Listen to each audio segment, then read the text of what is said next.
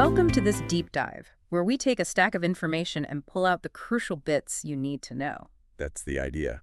Today, we're diving into the world of language learning, specifically common mistakes. Right. Things people often trip up on when they're starting out, or even later. We've looked at quite a mix. Blog posts from LearnShip and MangoGate, bits from an academic article, some insights from Antimoon. And even a Reddit discussion forum, which was pretty interesting. Lots of real-world experiences there. Exactly. So our goal here, our mission, if you like, is to pull out actionable strategies for you. Yeah, so you can navigate your own language journey a bit more effectively, maybe avoid some of those common frustrations. Is it smoother, faster, keep that motivation up? Precisely. We want to help you get where you want to go without getting too bogged down. Okay, so let's jump right in. One of the first things that really stood out, it came up again and again, was the fear of making mistakes. Oh, definitely. It's huge. Yeah, LearnShip had this story, quite relatable, I thought, about a student. Great English on paper, but terrified of speaking to clients. Right, because they were just so worried about, saying something wrong, getting it imperfect. And that anxiety, it can just totally freeze you up. It really can. And LearnShip makes the point it's that very avoidance that actually paradoxically slows you down. It's a vicious cycle, isn't it? Fear stops practice. Lack of practice makes the fear worse. Exactly. And Antimoon had a slightly different take, which I found interesting. They basically argue, okay, mistakes are technically bad. You want the correct language. Right. But deciding not to speak at all because you're scared of making them, that's the bigger mistake. That's a really useful distinction. Like, don't let the fear of falling keep you off the bike completely. Precisely. So, okay, how do we deal with this fear then? What are the strategies? Well, LearnShip talks about a fundamental mindset shift. Yeah. Seeing mistakes not as failures, but as, like, data points, learning opportunity. Feedback, basically. Exactly. And finding supportive places to practice is key, too. A good tutor, maybe a language exchange partner, online communities. Somewhere you feel safe enough to actually try. Yeah, where the focus is on your progress, on communication, not on achieving some mythical state of perfection. And the Reddit stuff backed this up too, didn't it? Lots of people saying, yeah, it feels awkward sounding like an idiot. But you just have to do it. That was the overwhelming message. Yeah. Pushing through that discomfort is, well, essential. It's how you learn. Each mistake is a step forward, in a way. You could say that. It helps solidify the learning. Okay. Then there's the flip side, almost over-focusing on grammar. Ah, yes. The grammar trap. LearnShip and the academic text both mention this, getting so bogged down in rules that you become insecure. You can't speak spontaneously. Yeah, it's like you're constantly editing yourself in your head before a word even comes out. It really hinders fluency. You're like trying to analyze the physics of walking instead of just walking. That's a great analogy. LearnShip puts it well. Grammar describes the language. It's not a set of laws you must obey perfectly to be understood. Communication is the goal, right? Primarily. Yes. Now, Antimoon, again, offers a slight counterpoint. They lean more towards, well, if you learn by copying natives, knowing the correct grammar should be enough.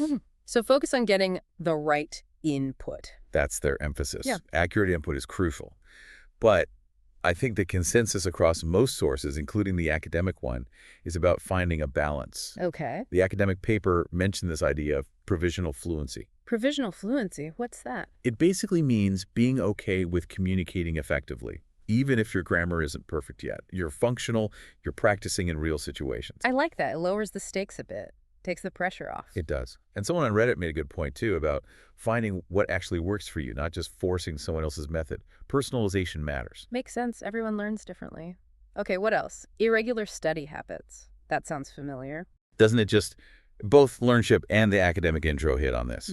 Studying inconsistently. It just doesn't stick. Those marathon weekend sessions feel productive, but then a week later, it's gone. Pretty much. LearnShip really pushes for consistency, even if it's just short bursts, like 10 or 15 minutes a day. Every day adds up. Massively. They suggest actually scheduling it, putting it in your calendar like an appointment. Treat it seriously. And Reddit users were big on this, too. Routine over bursts of inspiration. MangoGate also stressed building that habit. Consistency trumps intensity in the long run. Right, which links to the next one. Lack of clear goals. Yeah, just saying I want to learn French is... Well, it's a start, but it's too vague. Not really a plan. Exactly. LearnShip and the academic text both say you need to break it down. Treat it like a project. Mini milestones. Precisely, like learn 10 food-related verbs this week, or be able to order coffee by month's end. Something concrete. It gives you direction and that sense of achievement when you hit one. Definitely. The academic source even brought up SMART goals. Mhm. Specific, measurable, achievable. Relevant, time-bound, yeah, classic framework, but really useful here. It makes the goal less daunting and gives you something clear to aim for. And on Reddit, loads of advice about setting realistic goals. To avoid burnout and frustration, right? Exactly. Manageable steps keep you moving forward. Which brings us neatly to impatience and unrealistic expectations. The desire for instant fluency. We all want it yesterday. But LearnShip and the academic text warn against this. Expecting too much too soon just leads to disappointment. It's the classic marathon, not a sprint analogy, which LearnShip uses. Language learning takes time. Serious time. So you have to be patient with yourself. And celebrate the small wins. That's crucial for motivation. Finally getting a joke, understanding a song lyric. Those little breakthroughs matter. They really do. And Reddit echoed this. People getting demotivated, comparing themselves to native speakers or thinking they should be fluent in, like, 3 months. It's just not realistic for most people. Setting yourself up for failure, really. Okay, next one. Relying on a single learning resource. Oh, yeah. Just sticking to one textbook or one app? LearnShip points out the limits there. It's like only eating one type of food, you miss out on a lot. You need variety. LearnShip says bring the real world in. Menus, news articles, podcasts, movies. With target language subtitles, ideally. Yes. TV shows, too. The academic text agrees, Reddit agrees. Mix it up. Someone on Reddit said get comfortable using multiple resources early on. Don't just stick with Duolingo forever, for instance. Good advice. Broaden your exposure, build different skills. What about neglecting pronunciation? Crucial and often overlooked, especially at the start. LearnShip had that anecdote, right? Someone great at writing French but couldn't really speak or understand well. Yeah, because they hadn't focused on the sound of the language. It really hampered their communication skills. So the advice is focus on pronunciation from the get-go. Absolutely. Listen actively. Mimic native speakers. Record yourself, maybe. Now, Anti-Moon had an interesting point here, too, connecting it back to mistakes. They did. They said pronunciation is one area where just knowing the rule isn't enough. It's like learning to swim. You have to practice. You will make mistakes. It's physical. Muscle memory for your mouth and ears, almost? Kind of, yeah. And on Reddit, someone regretted not just listening more to how people actually spoke early on. Just absorbing the sounds. Okay, another angle.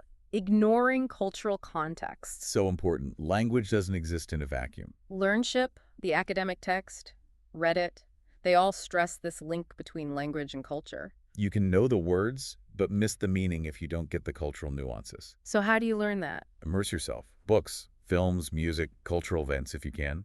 LearnShip suggests all these. Understand the why behind the what. The academic text mentions words having cultural baggage beyond their dictionary definition. Right, and this idea of pragmatic competence, using language appropriately in social situations, that's deeply cultural. Someone on Reddit mentioned being frustrated not knowing the cultural reason why a certain grammar structure existed. Exactly. Context is key. We mentioned consistency before, but maybe we should revisit not practicing regularly just because it's so fundamental. Definitely worth stressing. MangoGate was really clear. Consistency is everything. Little and often beats big and infrequent. Every time. MangoGate says that practice builds progress, which fuels motivation. Don't wait for motivation. Rely on routine. Build the habit. Solid advice. Okay, another common one MangoGate mentioned. Waiting to reach a certain level to start speaking. Oh, the I'll speak when I'm ready fallacy. Right. They say, no, start speaking from day one. Use what you have. Even if it's just hello, thank you. Basic phrases. Use them. Connects back to the fear of mistakes, doesn't it? Absolutely. You have to jump in even if you splash around a bit at first. Small interactions build confidence. And linked to speaking is listening. MangoGate also highlighted not practicing listening enough. Yeah, they called it an essential skill, which it is, for understanding meaning, context, grammar, pronunciation, everything. How do you practice it effectively? Well, podcasts, audiobooks, music. MangoGate and Reddit both suggest these. Actively listen. Don't just have it on in the background. A Redditor mentioned being surprised how much listening it took to actually recognize words they knew on paper when spoken naturally. It's a different skill, for sure. Needs dedicated practice. MangoGate also really pushed not being part of a community. The lone wolf approach, it can be tough. What are the benefits of a community then? Access to native speakers, obviously, conversation practice, cultural exchange, but also just motivation. Seeing others learn, sharing struggles, Keeps you going? definitely. MangoGate suggests online groups, offline meetups. The academic text and Reddit also highlighted the value of interaction. Find your people. Okay, nearly there. Another issue. Over-reliance on native language translation. The mental dictionary constantly open in your head. Translating word for word. The academic text and Reddit explain this often leads to really unnatural phrasing. And it slows you down. It keeps you thinking in your native language, not the target one. Like driving with the handbrake on. Good one. All right. So, strategies. Immerse yourself. Read graded readers. Try thinking in short phrases directly in the target language. As that Reddit user put it, think in X language, don't translate it. Simple but powerful advice. And finally, a more technical point from the academic text. Ignoring sounds not in your first language and lacking phonological awareness. Basically, not hearing or producing sounds that are new to you, or missing the rhythm and intonation patterns. Which can lead to misunderstandings, even if your grammar is okay. Absolutely. The recommendation. Things like minimal pair drills, practicing words that sound similar but have one different sound. Like ship and sheep for some learners? Exactly. And shadowing, mimicking a native speaker in real time. It trains your ear and your mouth. Okay, that covers a lot of the common mistakes. But we need to touch on that debate around mistakes that Auntie Moon brought up. All right, this was fascinating. Antimoon's stance is quite provocative. They argue mistakes are fundamentally bad, negative things. Not just learning opportunities. Not primarily, in their view. They argue language isn't like inventing a business where trial and error is essential. It's more about copying correctly. So if you get the right input, you shouldn't need to make many mistakes. Except maybe pronunciation. That's the gist. Pronunciation is the exception they acknowledge requires practice and error. But for grammar and vocab, they favor absorbing correct language over making mistakes and getting feedback. Why are they critical of feedback? They argue it's often slow, depends heavily on having a really good teacher, which isn't always easy to find, and can sometimes even reinforce errors if the feedback isn't perfect. They champion input-based learning as more efficient. Which definitely contrasts with the more common view we saw everywhere else and on Reddit that mistakes are just a natural, necessary part of climbing the ladder. It's a really interesting tension. Two quite different philosophies on how we actually acquire language best. And one last point from Reddit. Wasting time on finding the perfect method. Oh yeah, analysis paralysis. Yeah. Spending hours researching the best app or book instead of just doing something. Picking one and starting. Pretty much. Or over-relying on one tool, like a basic app, and never moving on to deeper stuff. The key takeaway seemed to be, find something you enjoy enough to stick with. Because consistency beats the perfect method you quit after a week. Exactly. Find your sustainable rhythm. Wow, okay. So, quick recap. We've hit on fear of mistakes, getting lost in grammar, studying sporadically, having no clear goals, being impatient, using only one resource. Neglecting pronunciation and culture. Not speaking or listening enough early on, translating too much in your head, ignoring new sounds, and this whole debate about the role of mistakes themselves. Plus, getting stuck finding the perfect method. It's quite a list. But hopefully, knowing about these pitfalls helps you avoid them. Understanding the common challenges is the first step to overcoming them, making the whole process hopefully more effective, maybe even more enjoyable. Definitely gives you, the listener, a lot to think about regarding your own approach. Did any of those points particularly resonate or hit home for you? Yeah, and it leads to a final thought, maybe a challenge for you listening. Given that debate around mistakes, the anti-moon view versus the more common one, how do you strike that balance between wanting to be accurate and needing to just dive in and practice, even imperfectly, right from the start? That's a tricky balance to find. It is.